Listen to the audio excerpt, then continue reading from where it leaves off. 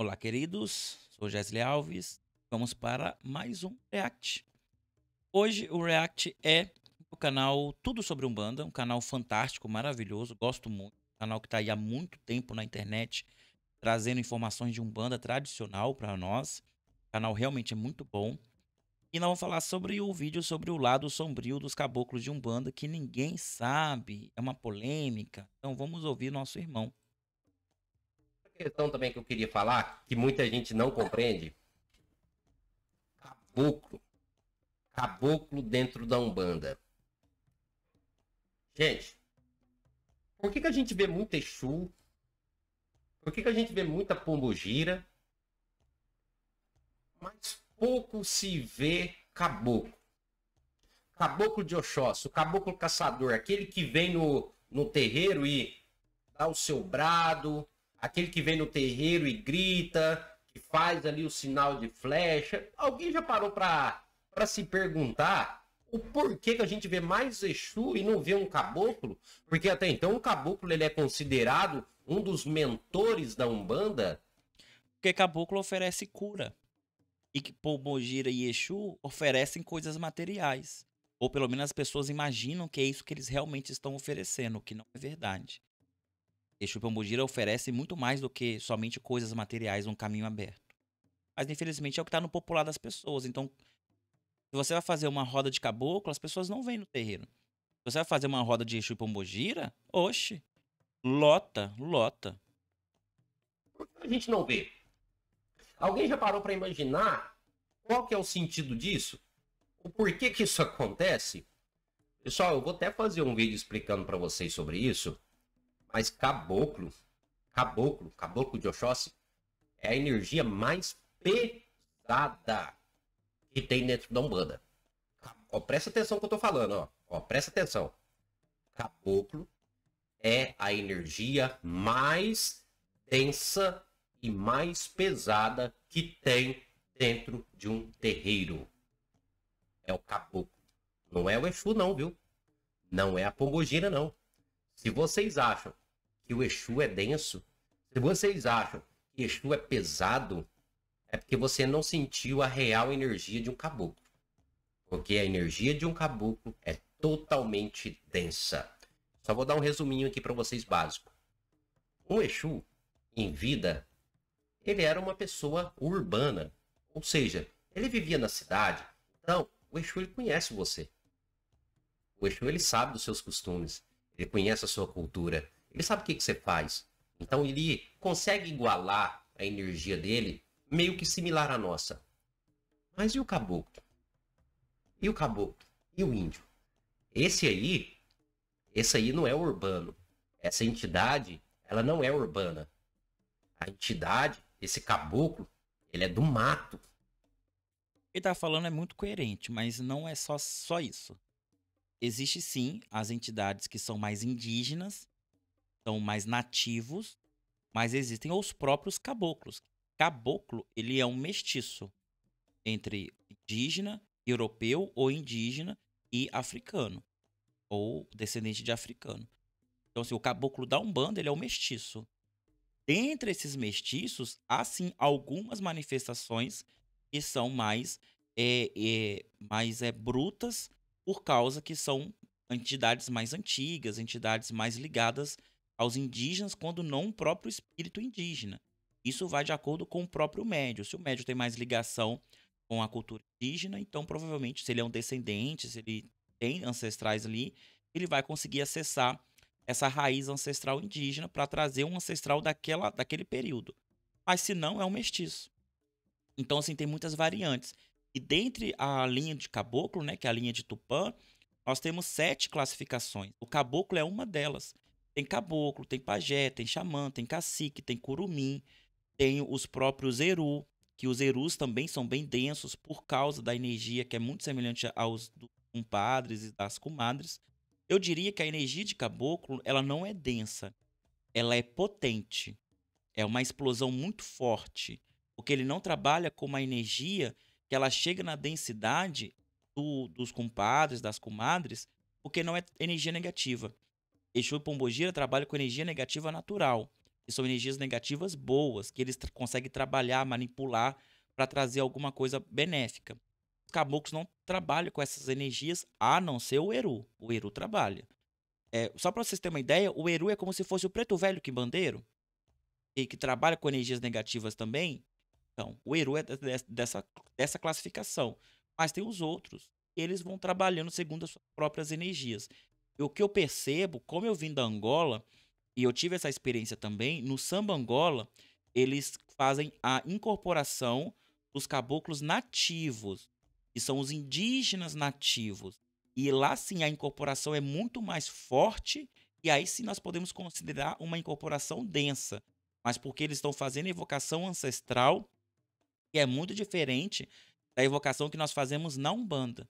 Então, assim, concordo, ao mesmo tempo tem que acrescentar mais coisa para trazer mais lucidez sobre a linha dos caboclos em si. Eu não considero denso, eu considero uma potência. E realmente, caboclo de verdade em terra faz um impacto danado na gira. Ele é do mato. Ele é pesado. Ele é da floresta. Ele não brinca. Caboclo não brinca. Caboclo ele não tá nem aí, ó. Ele que tá de fora, ele se preocupa com a aldeia. O caboclo, ele mata porque ele caça. O caboclo, ele mata porque ele caça. Caboclo, presta bastante atenção que eu vou falar pra vocês. Olha o que eu vou falar pra vocês. O caboclo, quando dá o seu brado, nem sempre é sinal de coisa boa.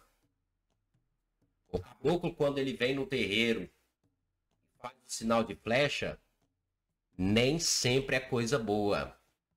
Caboclo é a energia mais densa e mais pesada dentro do terreiro. Faz lembrar que no passado as pessoas respeitavam bastante caboclo, né? Terra. Eu lembro quando tinha algum problema assim a resolver, chamava os caboclos para resolver. E até problemas sociais. Ah, é marido batendo na mulher, chama o caboclo. Não tinha esse negócio de chamar Exu, não. Exu era o Auê Auê. Era caboclo, caboclo que resolvia. Caboclo que trazia a ordem. Respeitavam mais. Mas o caboclo também ele é social. É bem sociável. Meu caboclo mesmo, ele tem um momento dele que é mais sério, até porque ele é um chefe de linha. Mas ele ri, ele conversa, ele conversa normalmente com as pessoas. Porque tem os caboclos que tiveram mais acesso à cultura do colonizador, outros não. E existe aqueles que são mais nativos. Então, assim, são vários tipos de entidades e espíritos que vão se manifestar. E detalhe, nem todos soltam a flecha, né? Tem caboclos que não soltam essa flecha. Porém, a maioria dá o brado. Acho que o que ele quis dizer é sobre o brado, né? O brado do caboclo é uma potência também. É como se fosse a gargalhada do Exu, da Pombogira. Tem uma potência ali que realmente é poderosa, né? Não é à toa que os caboclos, eles eram a linha de frente contra as demandas. Tinha demanda no terreiro, quem vinha era caboclo. Exu não vinha, não. Era caboclo que resolvia as demandas do terreiro. Só para vocês terem noção. Um índio, quando ele sai para caçar, ele sai para caçar. O índio ele sai para caçar, correto? No meio da mata, no meio da floresta. Ele tá com seu arco e flecha na mão. Ele pega e mira. Quando ele faz o mirar, ou pegar o arco e flecha, para que ele faz isso? Ele faz isso para matar. Ele faz isso para matar, gente. O índio, quando ele tá no meio da floresta caçando, ele pega a flecha dele e arma a flecha aqui para soltar. Ele faz isso para matar. Ele não faz isso para ficar bonitinho. Ah, não, vamos fazer isso aqui que é bonito. Não.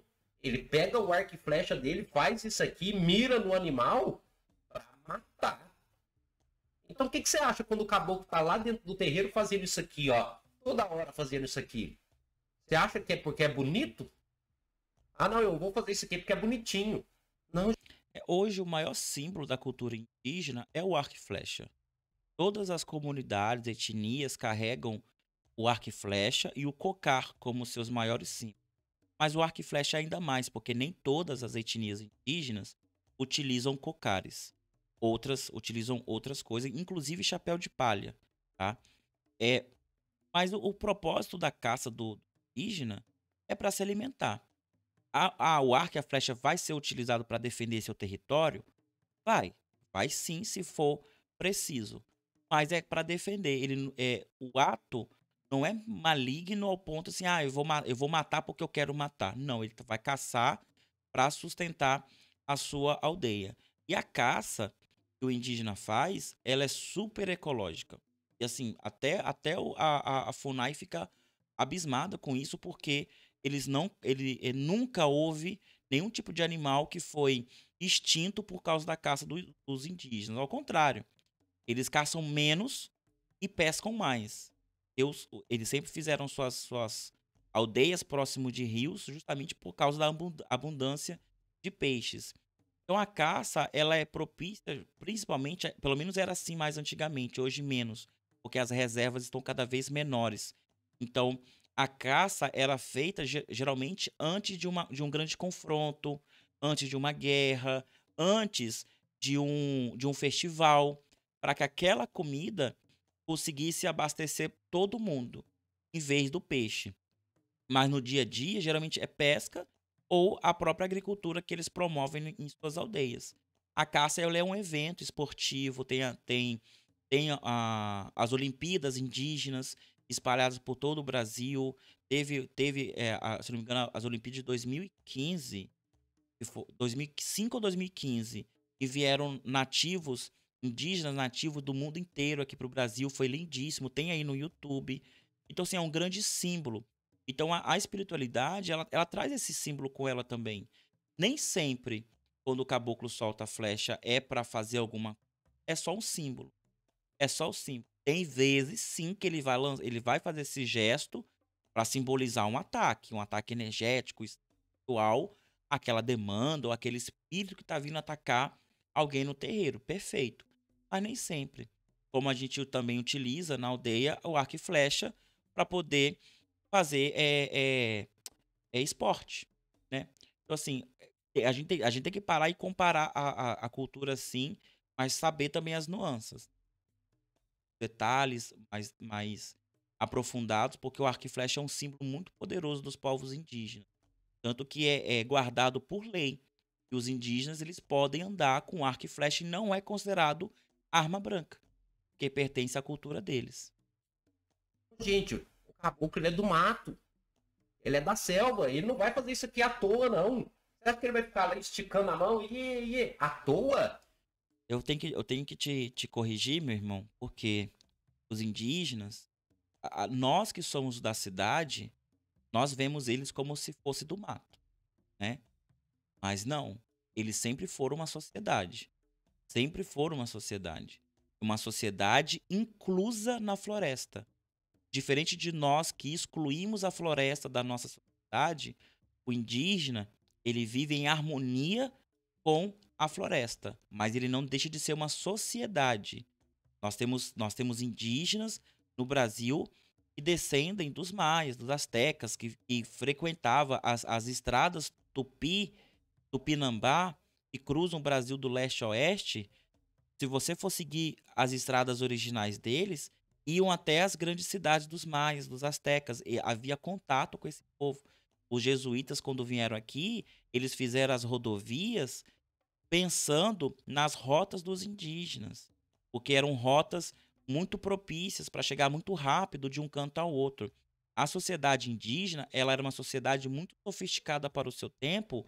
O problema é que o colonizador chegou aqui mais sofisticado ainda, portando arma de fogo. Se não fosse as armas de fogo, eu tenho certeza que nós não teríamos sido invadidos pelos europeus, porque a sociedade indígena, todas elas ali, salve algumas que preferiam ficar realmente mais reclusos na mata fechada, mas em sua maioria eles tinham acessos, porque era uma sociedade inteligente. Não é à toa que ela se funde muito bem com a colônia. Você vê que o Brasil ele é indígena, porque o indígena ele se fundiu muito bem com a cultura do preto e com a cultura do europeu que colonizaram isso aqui.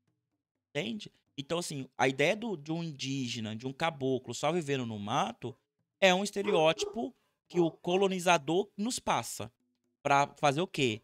Desprezar essa cultura, desprezar esse povo. Ah, é tudo bem, é só um índio que vive no mato. Não, ele não vive no mato, ele tem uma sociedade. É uma sociedade muito complexa. A língua própria, a língua tupi, por exemplo, é uma língua super complexa. Existe um dicionário, o primeiro dicionário tupi é um dicionário extremamente complexo. É uma língua riquíssima. Então, cultura, sociedade, religião, tudo, eles tinham tudo que formava uma sociedade. Só que não era o suficiente para o europeu respeitar. E aí eles plantam essa ideia de que o caboclo, que o índio, que o indígena, ele é do mato. E se ele é do mato, é no mato que ele tem que viver. E é por isso que nós, da comunidade indígena, nós temos muita dificuldade de acessar coisas na cidade. Porque quando o indígena compra um celular, mas você não é mais indígena. Você tem um celular. Ué, mas por que eu não posso ter um celular? Eu tenho que ficar lá no mato para sempre? Como se ele fosse um animal? Entende? Então, assim, é um problema de colonização isso aí. É um pensamento de colonização. E os caboclos, eles são tão sofisticados que eles, junto com o povo banto, fundam a maior religião afro-ameríndia brasileira, que é a Umbanda. Essa mesma ideia do caboclo, não só a Umbanda, né? O próprio Vale do Amanhecer também tem como patrono um indígena e muitas outras coisas. A cultura indígena, a história do povo indígena, ela é apagada, assim como a história do preto também é apagada aqui no Brasil, para só ficar registrado o que, que o colonizador quer que você entenda sobre esse povo. Porque a partir do momento que você entender que ele é igual a você, você passa a se importar. Entende? Então, assim, é um discurso que a gente não pode ficar reproduzindo dessa forma, que só atrasa a luta dos indígenas que estão vivos hoje, lutando pelas suas terras, pela sua cultura, mas estão sendo mortos pelos fazendeiros que querem invadir as suas terras para poder expandir os seus negócios. Então é muito triste, a gente não se importa com eles por quê? Eles têm que ficar no mato. É muito complicado esse discurso. Você tá enganado, não. O caboclo ele vai fazer isso aqui, ó. Ele tá pra matar. E olha como é incrível isso aí. Porque se você assistir, tem um vídeo do Eduardo Bueno que conta a história do Rio Grande do Sul, dos gaúchos. Procura aí que é muito bom o canal do Eduardo Bueno. Ele é um repórter, mas ele faz muitos livros de história e é muito interessante. E ele conta a história justamente dos indígenas que moravam no Rio Grande do Sul na época, né? Quando os colonizadores chegaram lá. E eles tiveram que combater aqueles indígenas porque eles eram fortes. Eles andavam a cavalo, eles batalhavam a cavalo. Tipo aqueles. Os moicanos lá do América do Norte. Eles eram daquele jeito. Eram homens valentes. Eles não conseguiram vencer os indígenas. O que eles fizeram? Incorporaram. Então o gaúcho, ele é a mistura do português com o indígena. Porque se eles não tivessem incorporado a cultura daqueles indígenas, eles iriam morrer. Eles não iam conseguir vencer. E o Rio Grande do Sul seria terra indígena até hoje. Então, assim, é culturas bastante extensas. Aqui no Espírito Santo também nós tivemos os bocotudos, que é até um nome que o próprio português dá para esses indígenas, que eram indígenas que consumiam carne humana. Eles tinham um aspecto mais grotesco mesmo, mais animalesco, bestial, de serem indígenas. Eles foram dizimados, porque não havia como incorporar eles de forma nenhuma à cultura portuguesa. Então tiveram que dizimar eles. Mas os outros indígenas que moravam aqui, por exemplo, os aimorés, os pataxós, eles permaneceram quando não fugiram ou para a Bahia ou para Minas Gerais por causa da expansão que o Vasco Coutinho fez aqui com a sua capitania do Porto. Então, assim, é muito complicado falar de cultura indígena de uma forma muito, muito simples, porque nós estamos falando de pessoas que ainda vivem hoje lutando as suas próprias lutas e muitas vezes não têm o nosso apoio, sabe? É muito difícil. É, tem muita coisa que as pessoas não conhecem dentro da religião. Tem muita coisa que as entidades não compreendem, quer dizer, que nós não compreendemos sobre as entidades. E essa ideia do caboclo ser o mestiço, e esse caboclo ele vem na linha do Tupã como se ele fosse um indígena, porque ele reverencia a cultura indígena, nós podemos observar, por exemplo, os tropeiros. Os tropeiros eram caboclos. E eles estavam o tempo todo, tanto em contato com a cultura indígena, quanto também em contato com a cultura do colonizador. E ele fazendo essa transição. É por isso que nós temos acesso a tantas informações iguais no Brasil, de uma ponta a outra por causa do fenômeno dos tropeiros, que eram mestiços, indígenas europeus ou pretos ou indígenas. Era mestiço, eram caboclos. Nós temos o próprio Sultão da Mata, que é um caboclo que é mestiço também, estava em contato com as duas realidades. A própria cabocla Jurema, o próprio caboclo Tupinambá. Tupinambá, ele ganha esse grande status justamente por causa da guerra que houve em São Luís do Maranhão dos portugueses versus os holandeses, que vai dar um destaque gigantesco ao Tupinambá. Ou seja, ele teve contato, e são diversas histórias dos indígenas em contato com os portugueses. Diversas vezes os indígenas lutaram lado a lado com os portugueses para expulsar um invasor. Até na Guerra do Paraguai, os indígenas participaram também na Guerra do Paraguai. Ou seja, eles não eram essa pessoa, esse único arquétipo dentro das matas, como se fosse um animal, um brutão. Não é. Havia algumas etnias assim? Havia. Eles procuravam ficar mais reclusos, como ainda há hoje.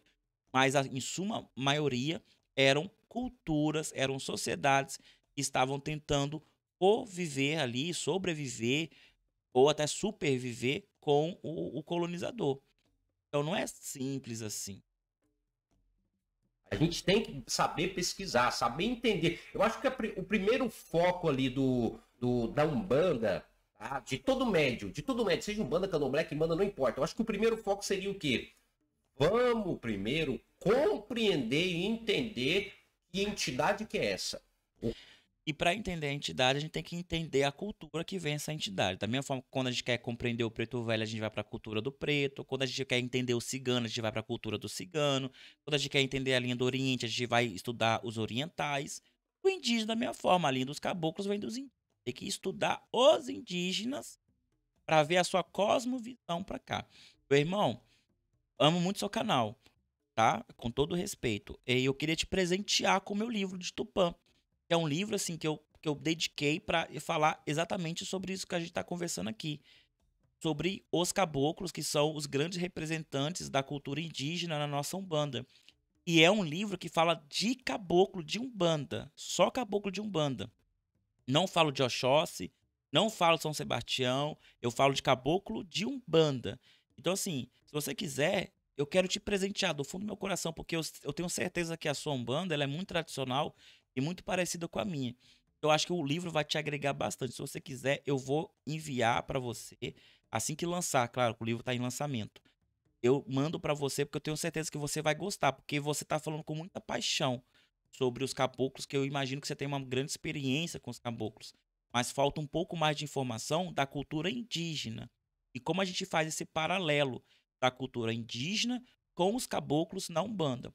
No livro eu não falo sobre a cultura indígena por si só, mas sim esse paralelo. Por que os indígenas falam disso e os caboclos falam disso também? Então eu faço essa chamada. E é um livro gigantesco. Eu tenho certeza que você vai gostar. Se você quiser, eu vou mandar de presente para você, que certeza que vai agregar muito para você. O que ela é? O que essa entidade é? O que ela faz? O que ela era em terra? Qual é o costume dessa entidade? Como que essa entidade trabalha? Eu acho que o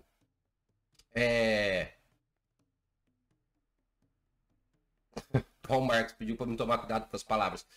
Depois vai ter gente que vai cortar esse vídeo aqui e vai espalhar. Vai cortar só na hora que eu falei que o caboclo veio para matar, né? Mas isso infelizmente, isso é algo que existe nas mídias. É algo que existe dentro das redes sociais. É você falar uma coisa e as pessoas distorcerem. Tá? Mas eu não acho isso grave não, porque os próprios caboclos falam. Ele atirou no que viu, matou o que não viu. Matar faz parte da cultura, sim. Não tem problema isso. O problema é a fantasia, né? Que as pessoas querem colocar o caboclo também como o xamã místico da floresta, tal, somente nesse lado. Eu acho problemático também essa parte. Eu acho que a gente tem que humanizar mais a entidade. O senhor tá super certo. Humanizar mais e compreender mais da cultura da entidade, da onde ela veio, pra gente compreender mais como ela trabalha. E é justamente isso. Essas coisas fazem parte da cultura do indígena. Então, o caboclo vai absorver bastante disso também. Vai reproduzir. Isso aí é o que existe. Isso aí Se tiver alguém que vai pegar aí um pedaço do vídeo, vai sair divulgando para distorcer, eu só posso falar uma coisa. Só lamento, né? Porque aí o negócio é o seguinte, distorcer uma conversa, entra no canal e vai compreender, vai entender mais. Axé, pessoal, axé. Pessoal, isso aí foi um corte de uma live que a gente fez, vocês perceberam, né? Foi um corte de uma live que a gente fez e agora eu vou explicar um pouquinho para vocês antes que as pessoas saem deduzindo aí alguma coisa e meio que interpretando tudo de forma errada. Porque, infelizmente, aqui nas mídias, nas redes sociais, o que tem de gente para distorcer as nossas palavras são muitas, né? Ou seja, os famosos haters, né? Então tem muito, então aqui eu vou estar explicando um pouquinho para vocês sobre o assunto. Primeiramente, a gente está falando de caboclo, né? Caboclo, que é uma entidade que trabalha dentro da Umbanda, uma entidade que contém ainda muito mistério e poucos, infelizmente, compreendem a fundo a energia, né, desta grande linha de trabalho dentro da Umbanda. E como foi dito para vocês, pessoal, parece ser um pouco pesado o que foi dito, mas é a pura realidade. Tá? Porque quando um caboclo ele tá na mata caçando, né, a gente vai tirar exemplo de um índio, né, que estivesse vivendo ali no meio da mata, né? A gente pode tirar esse exemplo de um índio que estivesse no meio da mata e ali é o local dele de sobrevivência, né? Só para vocês terem noção que dentro de uma tribo nem todos os índios utilizam o arco e flecha. Aqueles índios que utilizam o arco e flecha somente são índios caçadores. É claro que hoje em dia aqui no Brasil nós temos sim índios, tá? Temos várias regiões do Brasil onde tem indígenas, enfim. Só que hoje em dia, pessoal, devido ao crescimento da vida urbana, enfim, esses índios eles não têm a necessidade de caçar, né, como antigamente, né? Existe até algumas tribos ainda que ainda continuam com essa tradição da caça, mas muitas tribos aí hoje em dia já não têm essa necessidade. Mas quando a gente... Olha, são muito poucas, tá? Muito poucas que não têm essa necessidade, porque o Estado não ajuda nenhuma comunidade indígena. Se não for pela FUNAI, quando a FUNAI está numa boa mão, numa boa gestão, eles ajudam um pouco, mas a maioria não. Então o indígena, ele está sozinho. Ele não tem um Estado por ele não tem mais ninguém por eles. Então, sim, eles utilizam o que impede deles caçarem mais é o respeito que eles têm pela área que eles estão. Antigamente, eles tinham um Brasil inteiro para andar, para caçar, para colher, sem danificar a natureza. Agora, eles estão delimitados em uma pequena região, que é as terras que foi dadas para eles, né? E eles, em respeito aos próprios animais, para que esses animais não entrem em extinção, eles caçam menos. A gente percebe que a maior parte da caça geralmente é feita de macacos, se reproduzem rápido, enquanto não o javali ou java-porco, que virou uma praga em algumas regiões do Brasil. Mas tirando isso, a caça ela só se tornou menos predatória por causa dessa limitação de terra que nós, como Estado moderno, estipulamos para eles, sem mesmo que as terras sejam deles, né? Toda essa questão de terras indígenas ela é complicada. Mas como cultura permanece ainda. Como eu disse anteriormente, é um evento. Até no passado, caçar era um evento. Não se caçava por caçar. A pesca sempre foi a base da alimentação indígena. O peixe sempre foi, né? À toa que a maior parte das nossas comidas típicas são a base de peixe, de camarões, porque é herança indígena. A gente está falando de caboclos dentro da Umbanda, né, de espíritos que já desencarnaram, a gente tem que entender que são espíritos que tiveram uma vida há muito tempo atrás, há muitos anos atrás, e eles realmente viviam somente através da caça.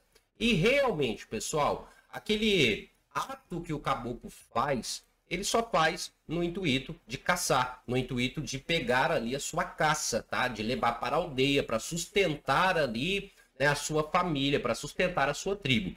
Então, quando a gente fala isso, sim, a gente está falando de um termo um pouco pesado, mas é a pura realidade, tá bom? Então, quando a gente vê um caboclo dentro de um terreiro, fazendo esse sinal de arco e flecha, como se estivesse caçando um animal, como se estivesse caçando ali alguma coisa, né? Quando a gente vê esse gesto do caboclo dentro do terreiro, é porque o caboclo ele tá nessa intenção mesmo de acertar alguma coisa, porque ele não vai fazer isso à toa. Vamos tirar o exemplo, né, de vida, né? Quando o caboclo estava vivo, né? Quando o índio ali, aquele caboclo, ele pisava em terra. Ele não fazia esse gesto à toa. Ele não chegava no meio da aldeia dele, no meio de todo mundo, pegava o arco e flecha e saía mirando nas pessoas. Por quê? Porque ele sabia que o arco e flecha era para acertar a caça. Então ele não fazia isso à toa ali, só para ficar bonito perante os outros índios. Não, ele fazia isso com esse propósito. E dentro dos terreiros, o que muitas pessoas não compreendem é que quando o caboclo faz isso, ele também está fazendo isso com um propósito. E esse propósito é acertar algo, tá? Aí podemos deduzir de várias formas. Ali ele pode estar acertando um egum, ele pode estar afastando um espírito trevoso, ou sim, ele pode estar acertando alguém que às vezes ali não foi dentro da lei do caboclo. Deixando bem claro, tá bom? Tá bom, pessoal? Deixando bem claro. A lei de caboclo, ela é rígida, ela é muito rígida. Por isso que a maioria das pessoas fala muito de Exu, fala muito de Pombogira, mas não fala de caboclo. A lei de caboclo, ela é muito rígida. Caboclo tem um modo de viver e uns costumes, que é o costume do mato, é o costume da selva. Tá? Então é rígido, porque ali você tem que saber lidar com a mata e tudo para sobreviver. Tá? Okay? Ali você não vai ter um companheiro, ali você não vai ter ninguém, é você e a mata. Então. Não, aí parece que o caboclo, o indígena, ele é ermitão. Não. Vocês viveram muito bem. Vocês viveram muito bem. O indígena ele passa a viver mal a partir da colonização. É quando as suas terras começam a ser invadidas e seu povo atacado sem motivo nenhum. Sempre viveram muito bem. Muito bem. E algumas comunidades mais fechadas, por exemplo, o Vale do Xingu, eles vivem bem. Eles vivem bem. Tem alguns problemas, como tem em qualquer outra região independente. Como tem problema em Dubai, vai ter problema também no Alto Xingu. Não tem problema. Essas coisas sempre vai ter. Mas viver dessa forma não vivia. Sempre indígena, sempre vive em comunidade. Como você falou lá no começo, ele vem para defender a sua aldeia. É a aldeia, é a família. Todo mundo dentro de uma aldeia é filho de todo mundo.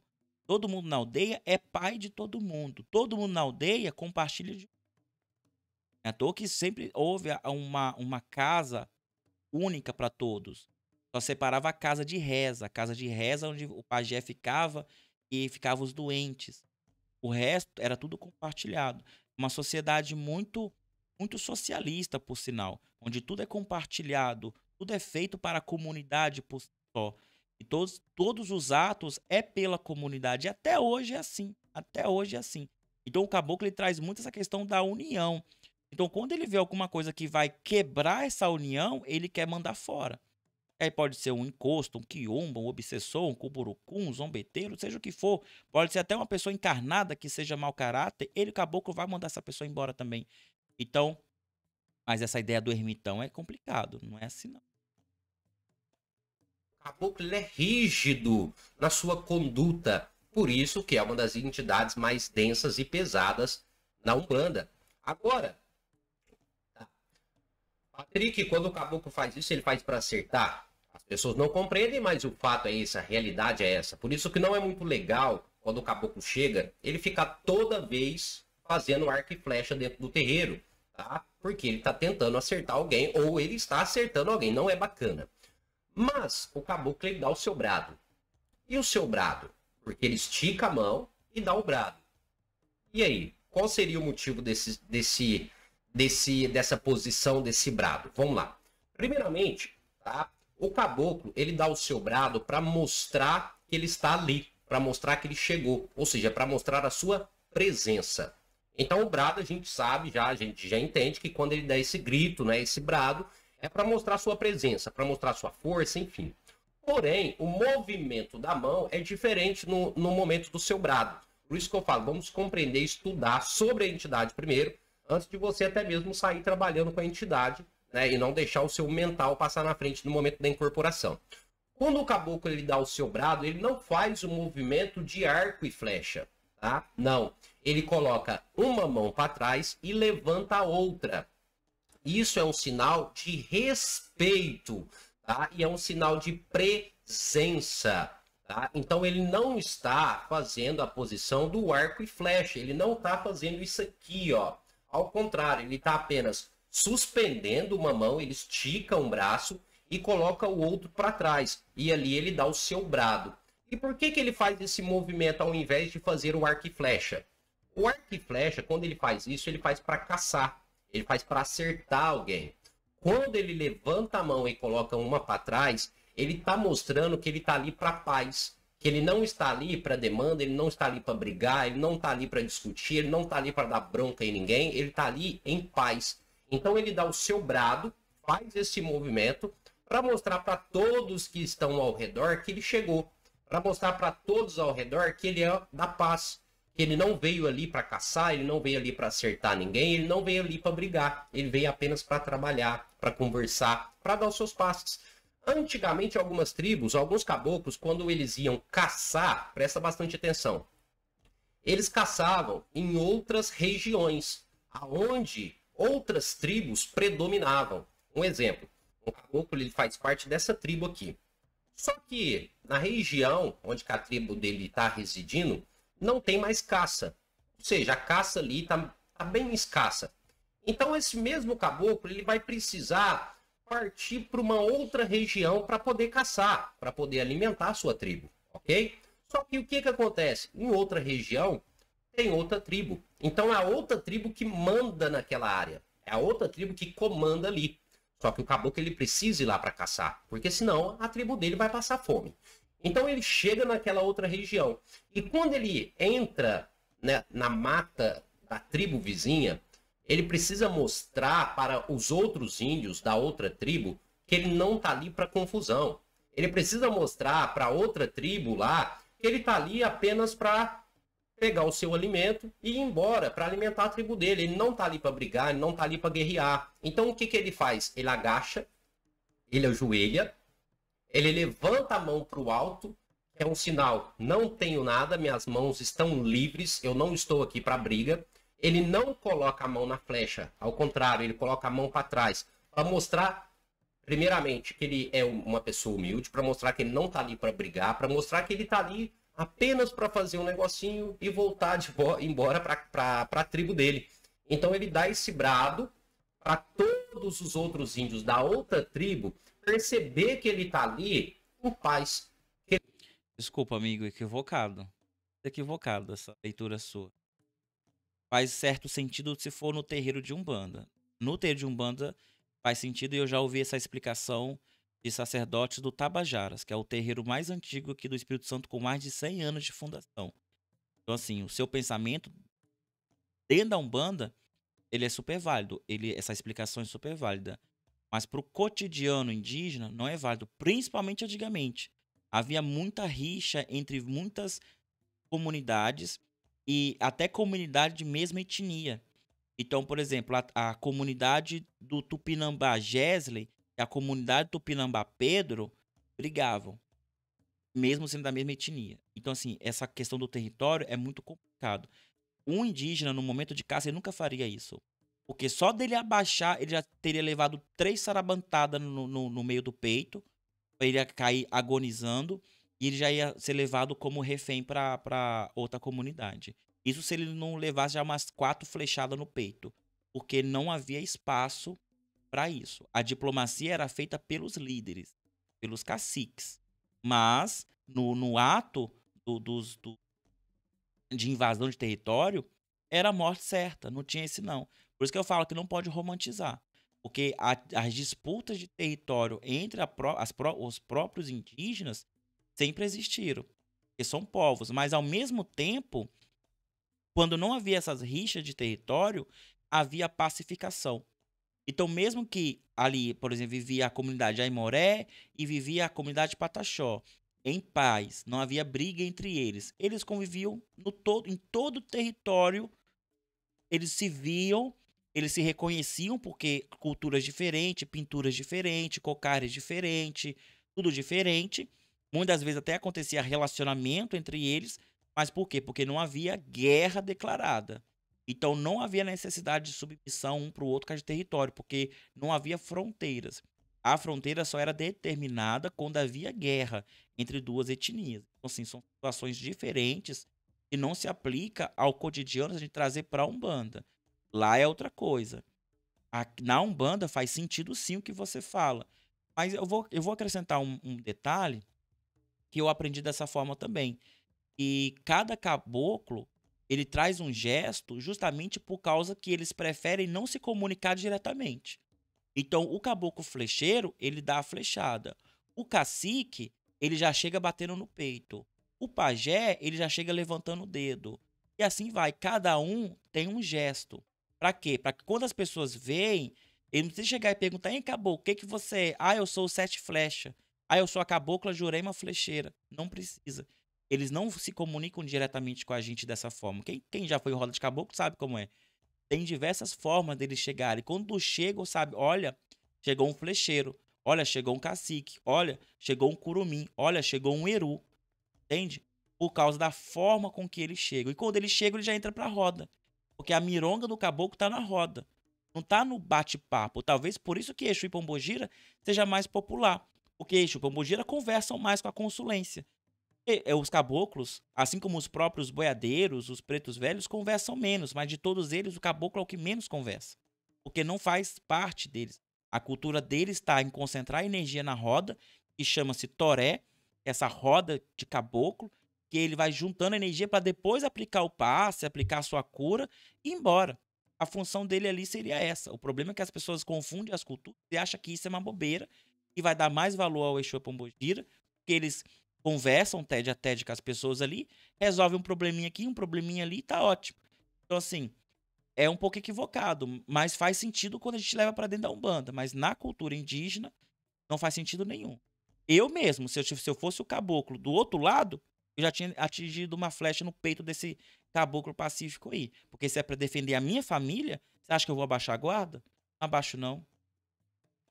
Ele não tá ali para brigar. Agora pensa bem, pessoal, um caboclo, ele vai para uma outra tribo, para um outro local caçar. Ele já chega lá, dá uma armada no arco e flecha e sai gritando. Você acha que a tribo de uma outra tribo vai ver esse caboclo com bons olhos? É claro que não. A outra tribo vai olhar esse caboclo e vai dizer: vamos tomar cuidado, porque é perigoso ele acertar o arco e flecha na gente. Então vamos caçar ele primeiro, ao invés que ele casse a gente. Então tem essa diferença que a maioria das pessoas não colocam em mente, que a maioria das pessoas não tem em mente isso. Tá? É isso que a maioria das pessoas tem que compreender. Vamos, primeiramente, pessoal, estudar, compreender o que é caboclo, compreender o que é entidade. Você não pode sair deduzindo muita coisa que você vê na internet. Não, você tem que buscar compreender, você tem que buscar analisar. Primeiramente é isso, tá bom? Fora os caboclos africanos também, né? Já, talvez não entendam sobre o caboclo africano. Por exemplo, os Tumba. Os Tumba e os Arranca. Os Tumba e os Arrancas eram falanges desde a época da cabula. E vai se popularizar, por exemplo, o Arranca-Toco. O Arranca-Toco é um caboclo africano. Mas não é um caboclo africano por causa da cultura indígena brasileira, mas é por causa da cultura indígena africana, que é uma tribo africana. Ele vai se popularizar aqui como caboclo, muito por causa do próprio samba Angola. E o Tumba também tem um ponto famoso, ele é caboclo, ele é flecheiro, Tumba na Calunga. Esse Tumba na Calunga está justamente se referindo à tribo africana de Tumba, que está na Calunga. O que é Calunga? Já expliquei várias vezes o que é Calunga. Então, tem muitas referências. A cultura de caboclo na Umbanda ela é muito extensa. Apesar de ter esse bracinho africano, mas a maior parte é indígena, sim. A cultura indígena é bem extensa. Nós estamos falando de mais de 236 etnias diferentes, falando mais de 350 línguas diferentes, com culturas muito diversas, às vezes a mesma etnia, tendo culturas diferentes por causa de suas regiões. O Guarani da Bahia não é igual ao Guarani do Espírito Santo. O Pataxó, que está lá na Bahia, não é igual ao Pataxó que está no Espírito Santo. O O Aimoré que tá em Minas Gerais não é igual o Aimoré que tá no Espírito Santo. E assim vai, para cada etnia e sua cultura. Por isso que tem esse caldo todo, nesse caldeirão da Umbanda, na cultura do caboclo, várias culturas. Mas a mais predominante é a de Tupi. A cultura Tupi, dos falantes Tupi, que guarda, era a maior etnia até então, na época dos colonizadores, diminuiu bastante, mas ainda nós temos bastantes falantes Tupi, ou representantes dessa. E eles estão presentes em peso, não. Acho que a gente consegue beber bastante nessa. Mas a sua lógica tá interessante. Eu gostei do seu vídeo. E eu vou deixar aqui na descrição o link do canal original dele, o link do vídeo original do canal dele, para vocês irem lá também, se inscrever no canal dele. Tá bom. Vai ficar aqui então. E esperem pelo lançamento do livro de Caboclo, porque eu vou mandar para ele de presente, se ele assim desejar. Vai ser uma honra saber que ele leu o meu livro, tá? Tá bom. Muito obrigado. Até o próximo vídeo. Ah, vou deixar aqui do lado um vídeo para você continuar maratonando no nosso canal. Vejo lá. Até mais. Tchau, tchau.